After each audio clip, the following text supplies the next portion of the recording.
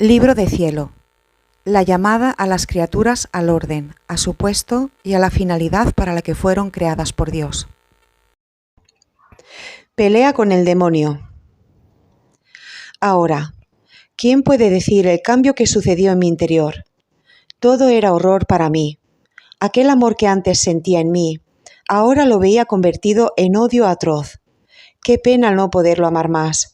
Me desgarraba el alma el pensar en aquel Señor que había sido tan bueno conmigo, y ahora verme obligada a aborrecerlo, a blasfemarlo, como si fuese el más cruel enemigo. El no poderlo mirar ni siquiera en sus imágenes, porque al mirarlas, al tener rosarios entre las manos, al besarlos, me venían tales ímpetus de odio y tanta fuerza en contra, que hacerlo y reducirlos a pedazos era lo mismo. Y a veces hacía tanta resistencia que mi naturaleza temblaba de pies a cabeza. Oh Dios, qué pena amarguísima. Yo creo que si en el infierno no hubiera otras penas, la sola pena de no poder amar a Dios formará el infierno más horrible. Muchas veces el demonio me ponía delante las gracias que el Señor me había hecho, ahora como un trabajo de mi fantasía, y por eso poder llevar una vida más libre, más cómoda. Y ahora como verdaderas, y me decía, esto es lo bien que te quería, esta es la recompensa que te ha dejado en nuestras manos, eres nuestra, para ti todo ha terminado, no hay más que esperar.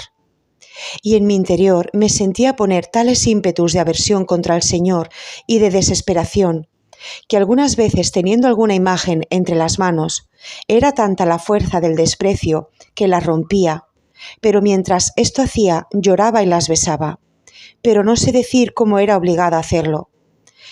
¿Quién puede decir el desgarro de mi alma?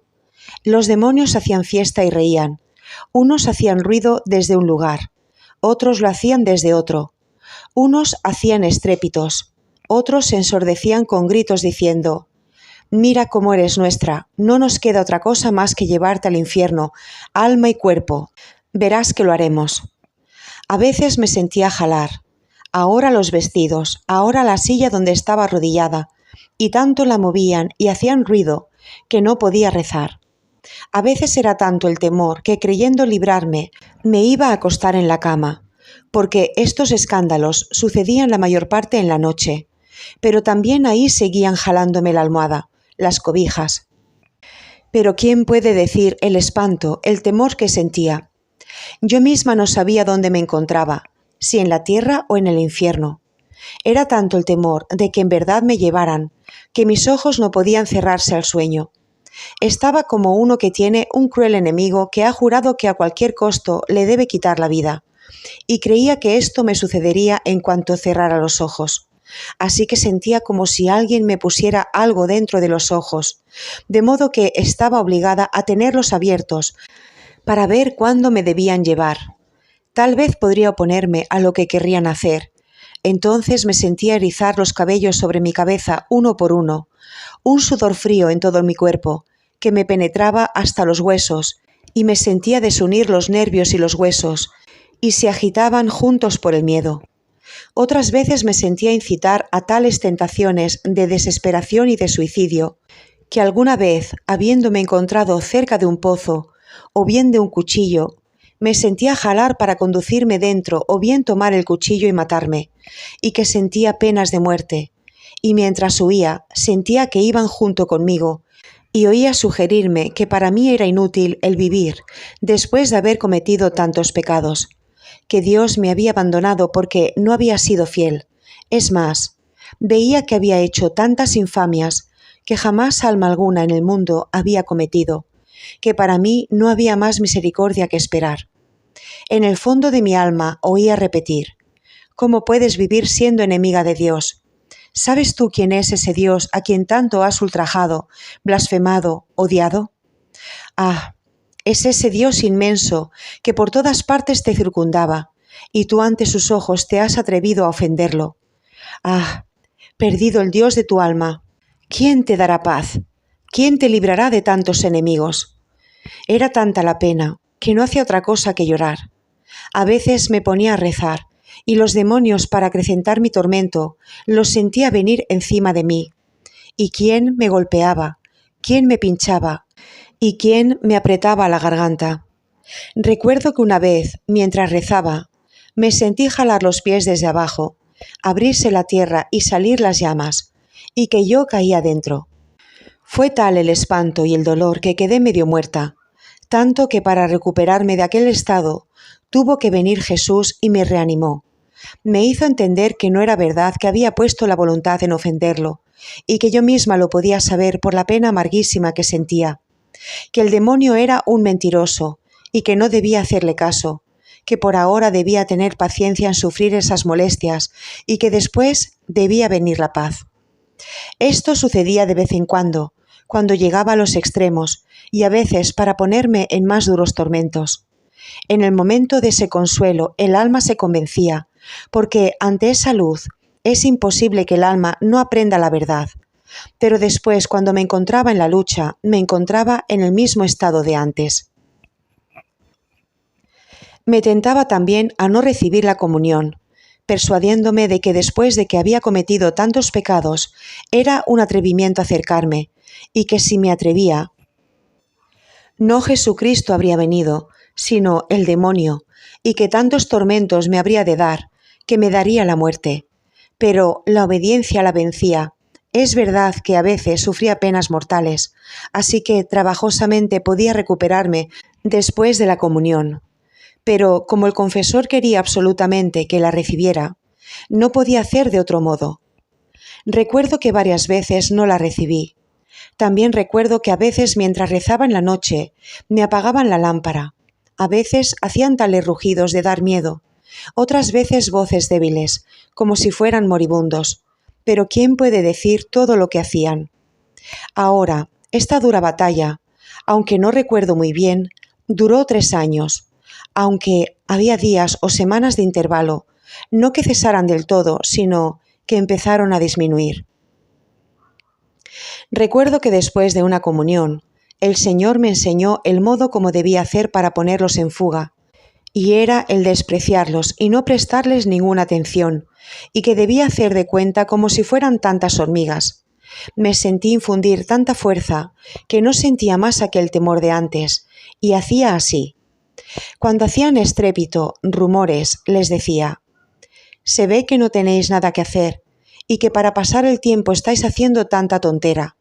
Hagan, que después cuando os canséis, lo terminaréis». A veces cesaban, otras veces se enojaban tanto que hacían ruidos más fuertes. Me los sentía junto a mí haciéndose más fuertes y hacían violencia para llevarme. Olía la horrible peste, sentía el calor del fuego. Es verdad que en mi interior sentía un estremecimiento, pero me forzaba y les decía: «Mentirosos que sois, si esto fuera cierto, desde el primer día lo habríais hecho. Pero como es falso, es que no tenéis ningún poder sobre mí, sino solo aquel que os viene dado de lo alto. Por eso digan, y después, cuando os canséis, reventaréis». Si emitían lamentos y gritos, les decía: «¿Qué? ¿No os han salido las cuentas hoy? Es decir, ¿os lamentáis porque os ha sido quitada algún alma? Pobrecitos, no se sienten bien. Sin embargo, quiero también yo hacerlos lamentar otro poco». Y me ponía a rezar por los pecadores, o bien a hacer actos de reparación. A veces me reía cuando empezaban a hacer las acostumbradas cosas y les decía: «¿Cómo puedo temeros, raza vil? Si fuerais seres serios, no habríais hecho tantas tonterías.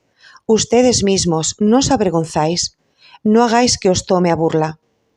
Después, si me ponían tentaciones de blasfemar o de odio contra Dios, ofrecía aquella pena amarguísima, aquella violencia que me hacía, porque mientras veía que el Señor merecía todo el amor, todas las alabanzas, yo era forzada a hacer lo contrario, en reparación de tantos que libremente lo blasfeman y que ni siquiera se recuerdan que existe un Dios, que están obligados a amarlo.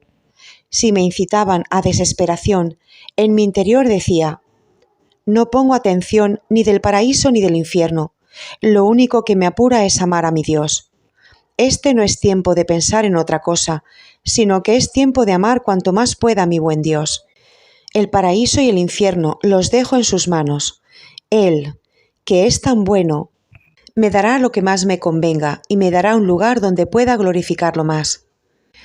Jesucristo me enseñó que el medio más eficaz para hacer que el alma quede libre de toda vana aprehensión, de toda duda, de todo temor, era el declarar delante al cielo, a la tierra y ante los mismos demonios, no querer ofender a Dios, aun a costa de la propia vida, no querer consentir a cualquier tentación del demonio, y esto en cuanto el alma advierte que viene la tentación, si puede, en el momento de la batalla, y apenas se empieza a sentir libre, y también durante el curso del día. Haciendo así, el alma no perderá tiempo en pensar si consintió o no, porque el solo recordar la promesa le suscitará la calma, y si el demonio busca inquietarla, podrá responderle que si hubiera tenido intención de ofender a Dios, no habría declarado lo contrario, y así quedará libre de todo temor. Ahora, ¿quién puede decir la rabia del demonio? Pues actuando de este modo, todas sus astucias resultaban para su confusión, y donde creía ganar perdía, ya que de sus mismas tentaciones y artificios, el alma se servía para poder hacer actos de reparación y amor a su Dios. El otro modo que me enseñó para alejar las tentaciones fue el siguiente. Si me tentaban a suicidio, yo debía responder: no tenéis ningún permiso de Dios, es más, para vuestro despecho quiero vivir para poder amar más a mi Dios. Si me golpeaban, yo me debía humillar, arrodillarme y agradecer a mi Dios, porque esto sucedía como penitencia de mis pecados. Y no solo eso, sino ofrecer todo como actos de reparación por todas las ofensas hechas a Dios en el mundo. Finalmente, una fea tentación que me duró poco fue que debido al contacto continuo por cerca de año y medio con los tantos feos demonios, yo debía quedar encinta y parir luego un pequeño demonio con cuernos. Mi fantasía crecía tanto que yo me veía delante una confusión horrible por lo que se habría dicho de mí por tan espantoso suceso. Después de cerca de año y medio de esa lucha, finalmente terminaron las crueldades de los demonios y comenzó una vida toda nueva. Pero los demonios no dejaron de molestarme de vez en cuando, pero no eran tan frecuentes, no tan feroz la batalla, y yo me acostumbré a despreciarlos.